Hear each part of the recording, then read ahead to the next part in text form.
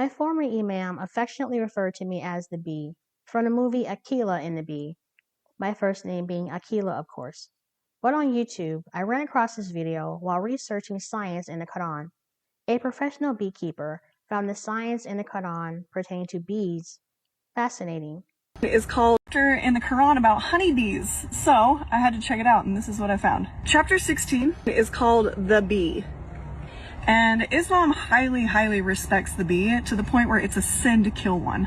Okay, 3 key points. 3 things that I liked. Number 1, it talks about honey. It says, there comes forth from their bellies a beverage of many hues in which there is healing for men. I love that it addresses the many different colors of honey. You guys know that I love this. Honey is a magic food. That's great. 2, I think the overall vibe here is to mimic your life after the honeybee. Like, that's the message. Being hardworking and dedicated, with the hive being your home and the colony being your family, and the idea that no job is too small and everyone is needed. I think that's quite beautiful. And then number 3, the last thing I thought was really cool is that the Quran was originally written in Arabic. And the Arabic has female, male verbs. And the verbs they use to describe the honeybee, building, eating, foraging, working, were all female verbs. And when the Quran was written, there was no knowledge that bees, worker bees, the hive is primarily female. So a lot of people say that this is one little sign, little way that we can tell that it's an inspired book written by Allah, by God. I don't know. So there you go, religious or secular. It's always fun to learn about the honeybee. Surah 16, ayats 68 through 69. And your Lord inspired to the bee, take for yourselves among the mountains, houses, and among the trees, and in that which they construct. Then eat from all the fruits, and follow the ways your Lord laid down for you. There emerges from their bellies a drink, varying in colors, in which there is a healing for people. Indeed, that is a sign for people who give thought. As believers in Allah subhanahu wa ta'ala, He encourages us to observe His creation, in the heavens as well as on earth. Allah's creation is vast, diverse, and awe-inspiring. Within His creation are communities, and within these communities are clearly defined roles. Let's explore one community of animals mentioned in the Quran: bees. There are over 20,000 known bee species globally. Close to 4,000 species make the U.S. their domain.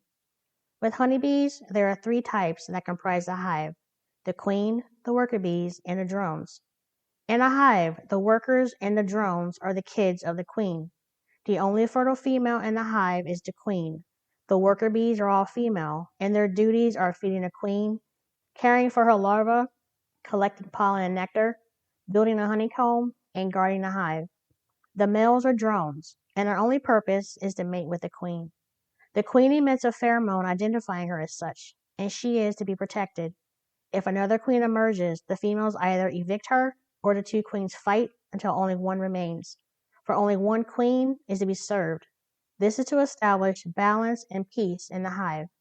Bees are a great instructive example for us to learn from. How to build communities with each other. Define roles, all working to build harmonious societies. Surah 16, ayat 69. Then eat from all the fruits, and follow the ways of your Lord laid down to you.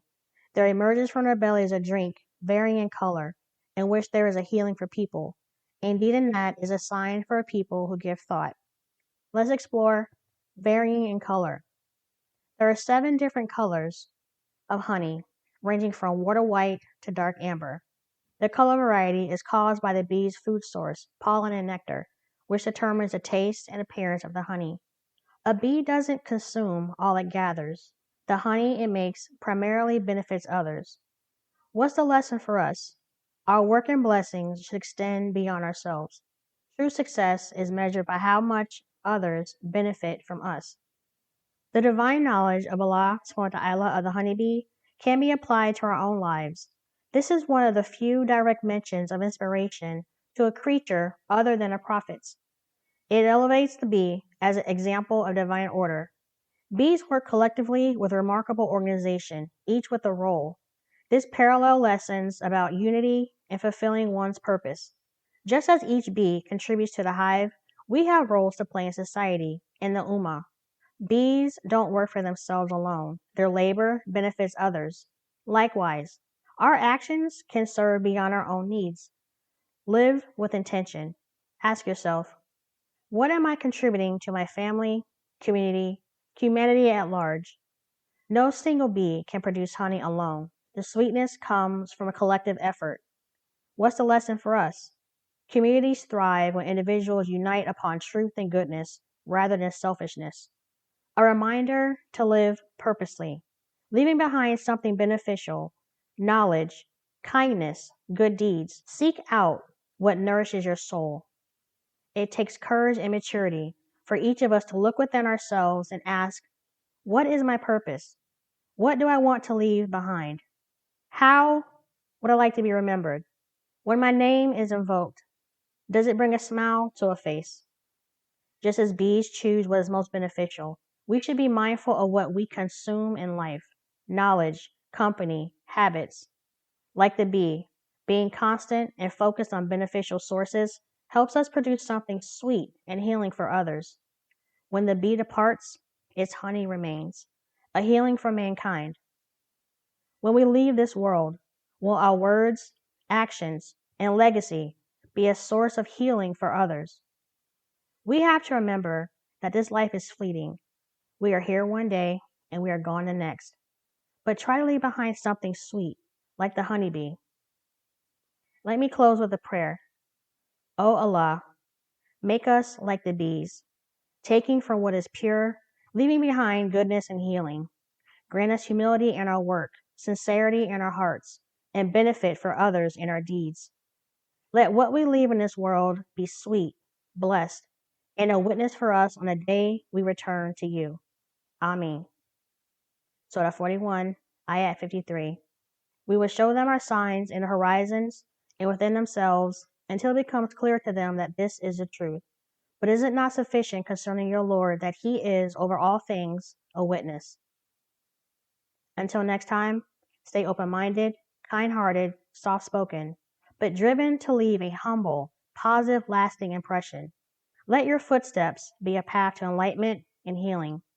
Assalamu alaikum. Peace be with you.